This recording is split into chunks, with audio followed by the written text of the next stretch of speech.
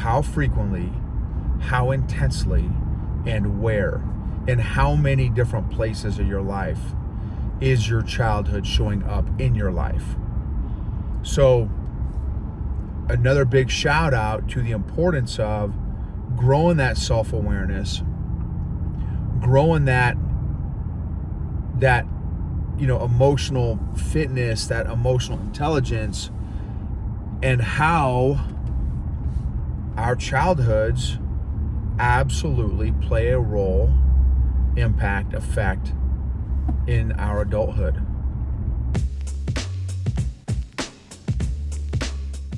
Welcome to the EQ Gangster podcast, where you will learn practical tools to grow your mental and emotional health and intelligence to be the best version of yourself, both at work and at home. It is real, raw, and transformational.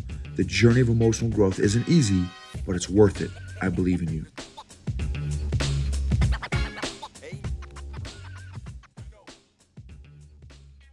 EQ Gangsters. This episode is about client awareness and the power of self-awareness with a real client story here. So, I work with obviously a variety of clients that are all across the spectrum of self-awareness. Most leaders that I work with are not as self-aware as they think they are. They think they're super self-aware. The results from their EQ assessment reveal something different, which is eye-opening and sober for a lot of leaders. It was sobering for me, and I was clueless, super clueless. So this leader is genuinely has a solid degree of self-awareness. Is there always room for more improvement? Absolutely. He's got a very solid degree of self-awareness that it makes the EQ journey easier, because the more self-aware you are, you can notice those little nuances and proofs of growth and emotions and challenges and triggers and all those very subtle things that happen inside of us that, again, many of us are not aware of. So check out some of these connections that this client made. He has struggled, and I think the other reason why this hits close to home is because this was an absolute area that I struggled with.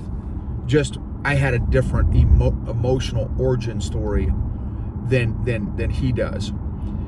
So he has struggled with some people pleasing and some performance based relationship beliefs, meaning where he feels that, which again I relate with, as long as you are performing for and within a particular relationship, you think that everything should be rainbows and unicorns and skittle farts.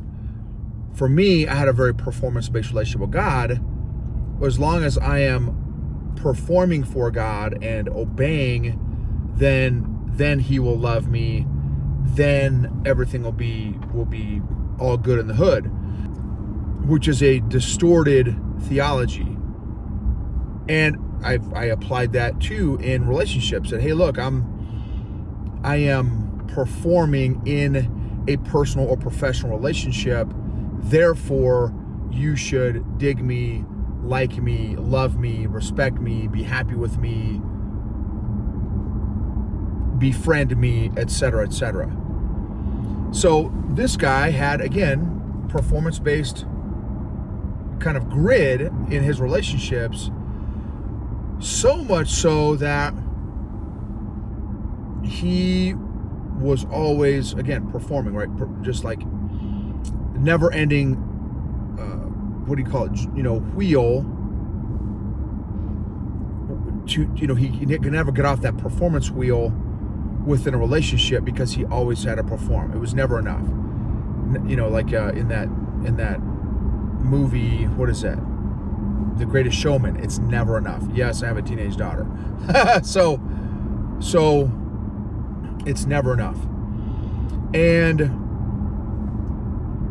so here's how he broke it down. And I said, well, do you have an understanding of where did that come from? And because it showed up in work, it showed up in his personal life, all over the place, with his customers, his clients.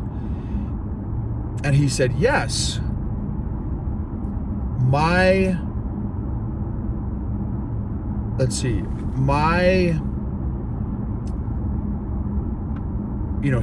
his dad had, multiple kids. His dad was one of many kids. And his dad's dad, his grandpa, so my client's grandpa, my dad's dad, my client's dad, my client's dad's dad, so my client's grandpa, would show particular favorism to the oldest child. The oldest child could do no wrong. And my client's dad was, one of the many siblings that he had. And so the way that it affected his dad was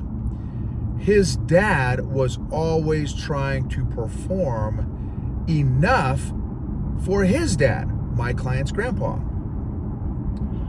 Well, as is often the case, generational issues, that's why in the Bible it talks about oftentimes generational curses or generational sins. Like, I completely understand where that stuff comes from. Because if you saw it modeled in your family, there's an excellent chance that it's going to get passed down to your family and your family and your family's family and so on and so forth. Unless somebody in the generations puts a stop to it, takes ownership, and says, "No, this is going to stop with me. I'm going to make these changes now." And so my client's dad, for his whole life, had this very performance-based relationship with his dad. Well, guess what that turned into? That turned into, when my client's dad had kids, now that performance-based relationship with my client's dad's dad, it transferred to my client's dad's kids. So my client's siblings and my client. And here's what it looked like. Any activities that my client and his siblings would participate in, they would get pushed tremendously by their dad, because their dad was trying to get his kids to perform to a level to get their granddad's approval, which would mean my client's dad would get approval. So now, this is all subconscious. My client's dad was never aware of this, and my client was never aware of this until more recently. So think about that. How generational curses, generational issues, and emotional dysfunctions can get passed down the line. And so now, so now my client, who is very athletic, if my client did not perform well enough at a particular sport or activity, my client's dad would ghost him for 24 hours, at least 24 hours. Like, straight up ghost him. Not receive communication, not receive any love. And I mean, imagine, right? And some of you listening may have received kind of similar treatment. How would that have affected you? Well, so how it affected my client is it turned into a very performance-based, like, the only time I'm worthy to receive love and therefore lovable is when I am performing to a hyper level of performance. Well, in the business world, in the corporate world, man, that's recognized. Like, are you kidding me? Oh man, look, this guy's a stud. This guy's an animal. Not realizing that it's all for unhealthy reasons.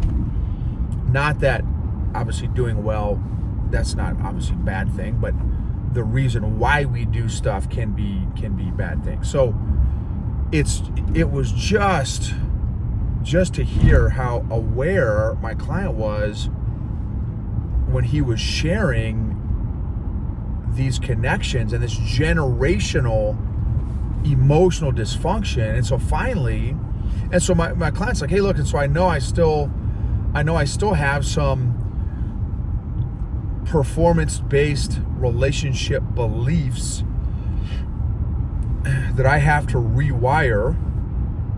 undo and rewire. And that's part of what we're going to work on together. It was just fascinating that this is the third generation that it's affected. And not just that's affected the fourth generation, because he's like, dude, I have found myself having very high, almost unrealistic expectations for my kids. And my client's kids are fairly young.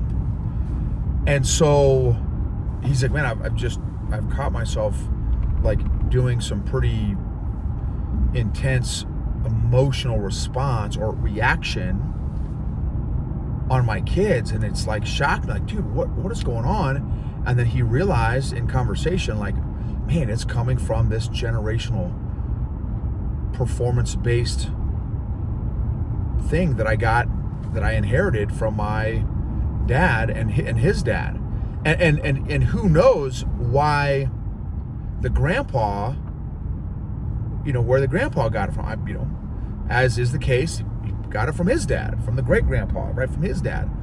So, and as something that I say frequently in the podcast is, it is not if your childhood is affecting you, it's how often, how frequently, how intensely, and where your childhood is affecting you as an adult.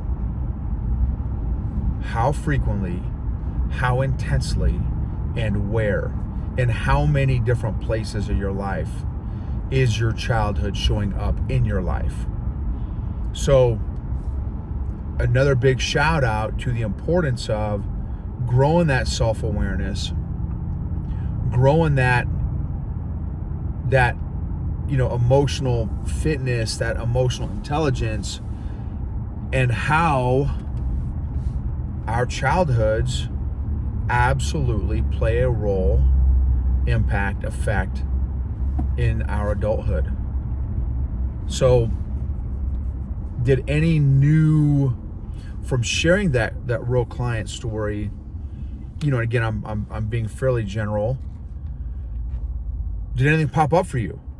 Did you have any epiphanies, insights of any of your emotional origin stories, of maybe some of your behavior? Now here's the thing about this kind of behavior thing is, like, it's this whole awareness thing is not to feel guilty. It's not out of judgment and critique. It's out of grace and curiosity. That's where the healing can happen. The more you start to incorporate judgment and condemnation and critique into your evaluation, then for me, it those other emotions, judgment, critique, and condemnation, made it nearly impossible for me to grow my emotional and spiritual health, because I was paralyzed from the guilt and condemnation and critique. So just, my encouragement would be grace and curiosity and love and patience, not the other emotions around that. And then also be aware of those people around you. So not only observe and do an analysis of your own, maybe some areas where you have some maybe unhealthy or unproductive behavioral responses, and also realizing that they're coping mechanisms that at one point in your life, they probably served you. So when my client was a kid, that performance maybe served him to maybe get a little bit of love from his dad that he may not have gotten otherwise. So so maybe it served him at one point, but now as a father his own of himself, now that he's a father with multiple kids, it's not serving him anymore. Now that he's in a better spot and getting in a better spot and now aware of this stuff, he wants to parent and lead from an emotionally healthy place, not from an emotionally needy or an emotionally dysfunctional place. Because again, as much as we like to pretend that our emotions don't affect our decision making, that's the biggest crock of crap ever, because our emotions and our emotional history and emotional baggage and emotional injuries and emotional childhood neglect absolutely affects our decision making, unless we are intentional about getting healed in those various areas. So do an audit for yourselves on your own behaviors / potential coping mechanisms. And then also, hopefully it will give you more empathy for those around you that maybe act out or maybe have some unhealthy, unproductive coping mechanisms that they're still doing as an adult, that they are probably not aware of where it came from and all that kind of stuff. Hopefully this journey will give you some more empathy and grace and love and patience and curiosity for them also, not judgment and condemnation and critique. Emotionally healthy people help heal other people emotionally. Emotionally healthy leaders create emotionally healthy cultures and organizations, which lead to and create maximized outcomes, performance, and engagement. Thank you for rating and reviewing, sharing and subscribing to the podcast and to the YouTube channel. I appreciate you all.